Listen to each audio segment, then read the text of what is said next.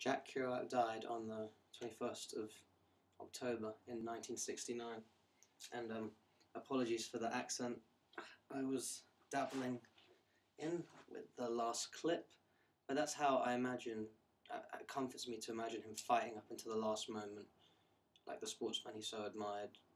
To the last minute, I hope there was an internal monologue there, akin to the prose of Big Sur, which was initially so torturing to read, but eventually very cathartic. And that was what made him such an amazing literary figure. It was his inquisitiveness, it was his curiosity, and when it was balanced, outwardly directed and inwardly directed, that's when his prose shone brightest. But when the outside world was blocked off to him and he was just penetrating further and further inwards, it became riddled with guilt and shame towards the end of his life. And it's the saddest ending, that he ended up slumped there in front of the television. It's a cliched ending. It seems more fictional than his other works. It seems like an ending he never would have written. He would have had a twist or some sort of spark of hope. And I mean, our tragic artistic heroes have to eventually succumb to their shortcomings, and their demons are their downfall. That's what makes their stories cautionary tales for our culture. You know, the writer David Foster Wallace, who similarly influenced a generation, being an example in terms of literary culture, but in terms of youth culture broadly, Kurt Cobain is the biggest example.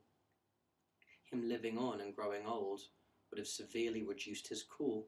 But the thing is, I still can't get my head around thinking of Kerouac as an old historical, wrapped up in the museum figure. He feels alive to me because his prose is so alive, and that's why I really struggle with the idea that he died in such a fashion, because I can't help but think of every bit of strength he expressed in every sentence across his life.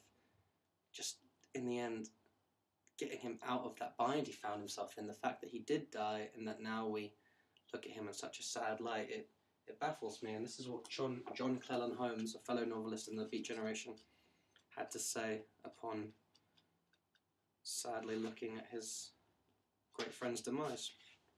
The tragedy, I shouldn't even call it that, but the irony is that he worked so hard to put on paper and project in the world a vision, his own particular vision. Somebody else is going to have to judge how widespread it was, how encompassing it was. He'd worked really very selflessly, out of his genius, to get it down, and when it came back to him, when it was accepted from his point of view for the wrong reasons, he didn't know how to handle it. I'm not sure that if you handle fame, you deserve it. He deserved it because he was a great writer, in my opinion, but there was nothing in his personality that could handle it, that could be judicious about it, that could say, well, I understand they're not talking to me, they're talking to their idea of me. That's what made him good. Jack had tremendous areas of, I'm loath to call it ignorance, but they were. But that's what made him good. If he'd known how the world worked, he never would have broken his heart over it. Jack Kerouac was always reverent when it came to the idea of death. He was raised a Christian, and Buddhist ideas gave him solace in his adult life. And my conclusion is that death is the most extremely important moment for the artist to consider.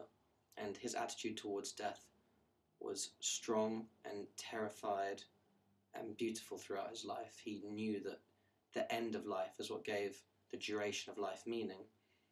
And that's why his prose still shines on, because one's attitude towards death can be full of hope, but the actual day you die, you can never quite perfectly prepare for it. And by the time he did die, unfortunately, circumstances were that he was in a complete mess. But throughout his life, the time he did have, he made the most of it, and he did the best he could. And we have to, the way we have to do for all our heroes, everyone who left behind an amazing body of work, we have to take everything we can of it and be the best students we can be. And the death of Jack Kerouac is the life of us all, because his life, he was always going to die, and that's what we take, the life when he was always going to die. The death itself, it's so unfortunate, and we have to mourn the circumstances, but the death of Jack Kerouac was his life, and his life is our life.